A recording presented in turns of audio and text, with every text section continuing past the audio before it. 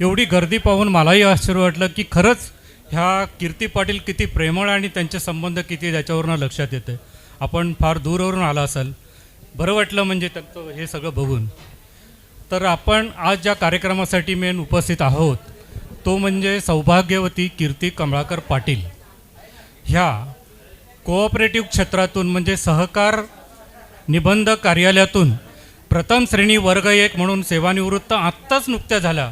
पण त्यांच्याकडे पाहिल्यानंतर असं वाटत नाही की अजूनही त्या 5 वर्ष काम करू शकतील, अशी त्यांची म्हणजे ठेवण, शरीराची ठेवण म्हणा किंवा त्यांनी ते आरोग्य जपलेलं आहे. बरं, कीर्ती पाटील यांचा परिचय माझा जो झाला तो म्हणजे आपले कमळाकर पाटील म्हणून त्यांचे हजबंड, त्यांचे पती. ॲक्च्युली त्यांचे पती आणि आम्ही एकाच महापालिकेमध्ये, मुंबई महापालिकेमध्ये एकत्र नोकरी करत होतो. 1995मध्ये अशीच आमची एकत्र भेट झाली एका कार्यालयामध्ये महापालिकेच्या, आणि तिथून आमचा परिचय झाला. आणि त्यानंतर आम्ही एकत्र येणं जाणं आमचं एकमेकाकडे सुरू झालं. आता ह्या कीर्ती पाटील यांच्या जीवनावर बोलायचं झालं तर त्यांनी आपलं कुटुंब म्हणजे म्हणतात ना, संसार करून नोकरी किंवा नोकरी करून संसार करणं हे 2 वेगळ्या प्रकारचे आहेत. काही लोकांना अरे काय म्हणजे साधं घरसुद्धा सांभाळता येत नाही, अरे काय म्हणतात तो किती रडगाणा हे ते सगळं, मुलांचं हे करा, सर्व असं करा, मुलांचं शिक्षण. परंतु ह्यांनी ह्या 2 म्हणजे नोकरीसुद्धा आणि संसारसुद्धा, आणि नोकरी आणि संसार म्हणजे नुसतं संसार नाही, तर ह्या संसारामध्ये त्यांनी 2 रत्न जन्माला घातली. आणि 2 रत्न म्हणजे दोन्ही चिरंजीवा, त्यांनी वैद्यकीय क्षेत्रामध्ये चांगली प्रगती केली. दोघांना त्यांनी MBBS केलं आणि आज दोघांची हॉस्पिटल आहे. उमेश मोठा आणि दुसरा संदेश. उमेशचं आणि खरंच त्यांचं कौतुक आहे. उमेश ऑर्थोपेडिक स्वतःचं हॉस्पिटल आहे, तसेच आपले संदेश त्यांनी गायनॅकचं हॉस्पिटल टाकलं आहे. तर अशा प्रकारे त्यांनी खरंच याचं श्रेय मी कोणाला देऊ शकेन प्रथम तर ते आईवडिलांना. कारण ह्या मुलांच्या शिक्षणामध्ये काही चीज सुरुवात असते की डॉक्टर 12वीला गेल्यानंतर आपण म्हणू बाबा नीट दे आणि मुलगा डॉक्टर होत नाही, किंवा 12वीला गेल्यानंतर म्हणून नाही बाबा तो आता CET दे किंवा हे दे, तर तो इंजिनियर होऊ शकत नाही. याच्यासाठी जे मुळात लहानपणापासून किंवा जे बाळकडू द्यावं लागतं, मूल जन्माला आल्यापासून ते बाळकडू ह्या मातेने दिलेलं आहे. आणि त्या मातेने त्यांच्या याच्यावरतीच ही दोन्ही मुलं आज चांगल्या वैद्यकीय क्षेत्रामध्ये प्रगती झाली. त्यानंतर ह्या दोन्ही मुलांनी त्यांच्या ज्या चॉईस आहे ते पण अतिशय चांगलं चॉईस आहे. दोन्ही मुलांची लग्न झालेली आहेत. सर्वांनी मिळून त्यांनी एकत्र निर्णय घेऊन आपल्या वैद्यकीय क्षेत्रातल्याच मुली निवडल्या. तर आज त्यांचासुद्धा यांच्या कार्यासाठी खूप फायदा होतो आहे. म्हणजे खरंच की वैद्यकीय क्षेत्र हे खूप मोठं सेवाभावी क्षेत्र आहे. हे झालं मुलांच्या बाबतीमध्ये. पण ह्याचं सर्व श्रेय जे असेल ते मी आईवडिलांना देईन. नक्कीच पुन्हा त्यांचं अभिनंदन करूया, कारण शेवटी मुलांपेक्षा ह्याचं अभिनंदन, मुलं तर अभ्यास करतात, सगळीच मुलं अभ्यास करतात, पण त्याचं श्रेय मी यांना देईन. त्याच्यानंतर आता कीर्ती पाटलांबरोबर जर बोलायचं झालं तर ही अतिशय हसमुख चेहरा असलेली, म्हणजे दिलखुलास, कधीही कोणाबरोबर बाजूला जर बसमध्ये सुद्धा बसल्या तरी दोस्ती होऊन जाईल, मैत्री होईल, नंबर घेतील, व्हॉट्सअप सुरू होईल, पुन्हा 4 दिवसांनी 8 दिवसांनी कॉल करणं वगैरे हे असं. म्हणजे असा हा त्यांचा स्वभाव, शांत स्वभावाच्या, संयमी स्वभावाच्या आणि हसमुख चेहरा असलेल्या, कुणालाही कधीही न दुखवणाऱ्या आणि एकदम सोशलमधलं असं हा त्यांचा एक गुण आहे. त्याच्यामुळे त्यांचा मित्र. ॲक्च्युली तुम्हाला मी म्हणतो आज जरा एक प्रॉब्लेम झाला, तो जर नसता तर हा हॉल कमी पडला असता. कुणबी समाजाची मुरबाडला एक पिकनिक गेली, तिथे 5 बसेस गेल्या, म्हणजे 250 महिला आज तिकडे गेल्या. पण त्या 250मधल्या 50 ते 100 लोकंसुद्धा आज इथे आले असते. तर त्याच्यामुळे थोडी उपस्थिती कमी वाटते, एवढं नक्की. पण सगळ्यांनी मला फोन करून सांगितलं अरे तू जाणार आहेस का, तू जाणार आहेस का वगैरे वगैरे.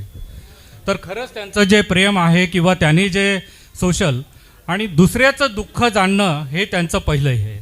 एकंदरीत मगाशी त्यांची भाची इथे बोलल्या की आमच्या कुटुंबाचा त्या आधारस्तंभ, आणि खरंच त्या दोन्ही व्यक्ती अशा आहेत की त्यांनी भरपूर दोन्हीकडच्या कुटुंबांना म्हणजे माहेरचं आणि सासरच्या दोन्ही कुटुंबांना त्यांनी चांगल्या प्रकारे अगदी सहकार्य केलेलं आहे, हे त्यांच्या बोलण्यावरनं दिसून आलं.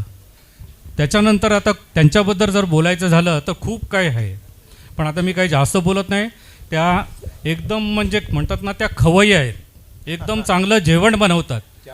अगदी खरंच म्हणजे अगदी 5 स्टार रेस्टॉरंटला सुद्धा त्या मागे पडणार नाही आहे. एक अनुभव सांगतो त्यातला थोडक्यातला.